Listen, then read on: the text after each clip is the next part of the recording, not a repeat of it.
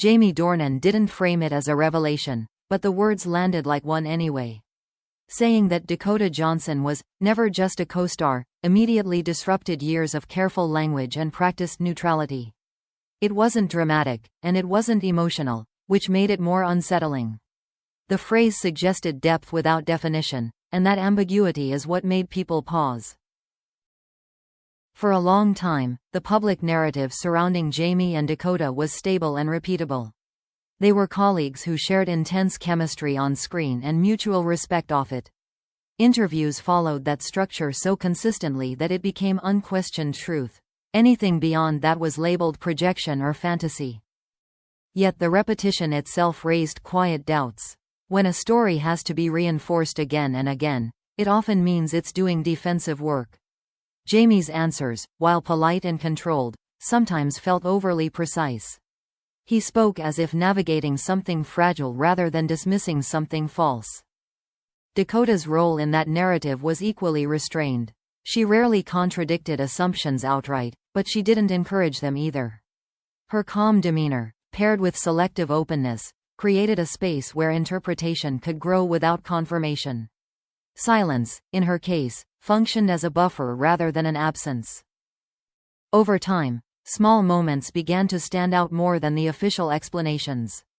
Glances held a beat longer than expected, reactions seemed emotionally delayed, and certain topics were redirected too smoothly.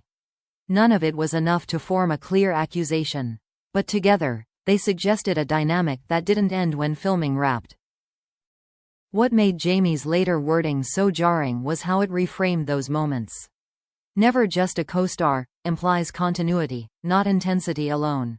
It hints at a connection shaped by circumstance, pressure, and repetition rather than simple affection. That kind of bond doesn't fit neatly into public categories. The industry context matters here more than people admit. Long productions create environments where emotional proximity is unavoidable, especially under scrutiny. Boundaries are maintained not by distance, but by discipline. Jamie understood that distinction early on, and it shaped how carefully he navigated everything afterward. Still, discipline has limits. When roles demand vulnerability over extended periods, emotional residue is inevitable. Jamie never denied that the experience changed him. What he avoided explaining was how, or in what direction. About midway through their professional association, the atmosphere reportedly shifted in ways outsiders couldn't quite name. It felt different, and people noticed, even if no one could point to a single cause. The work continued, but the energy carried something heavier beneath the surface. This is where Jamie's later admission begins to cast a longer shadow. If Dakota was never just a co-star, then the effort to frame her as one required intention. That framing wasn't accidental, it was protective. And protection often signals that something needs guarding. The timing of his words also matters. He didn't say this at the height of attention, or when speculation was loudest.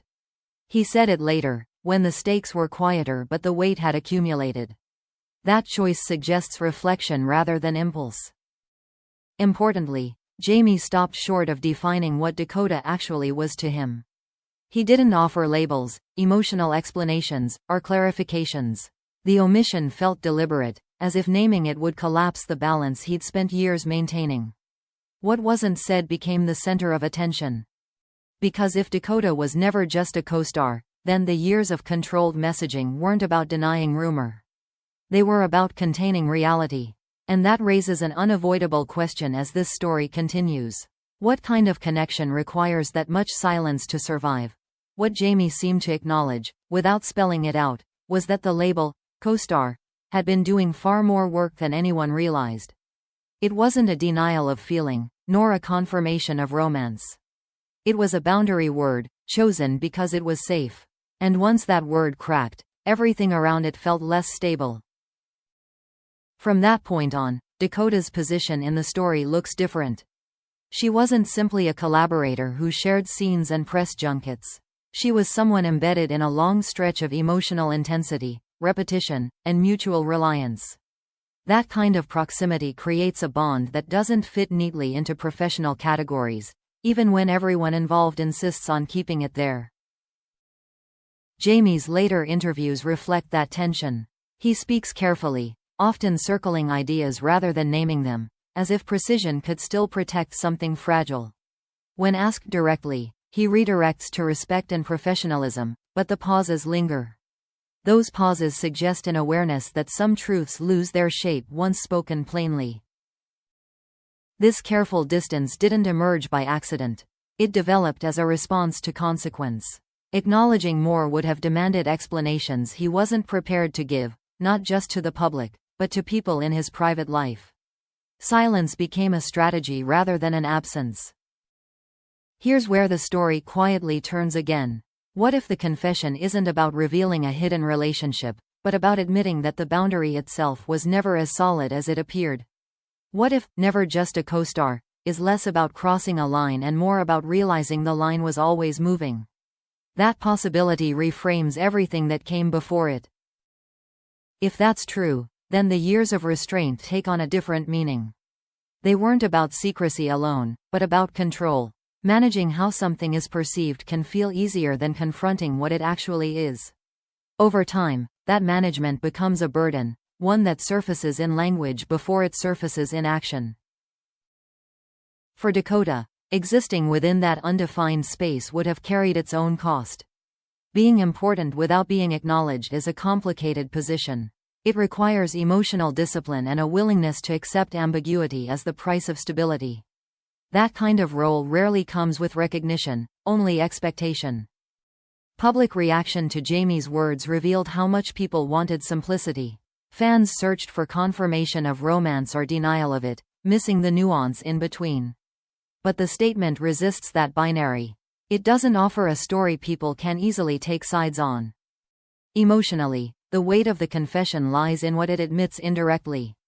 Jamie seems aware that some connections matter not because they break rules, but because they expose how fragile those rules are.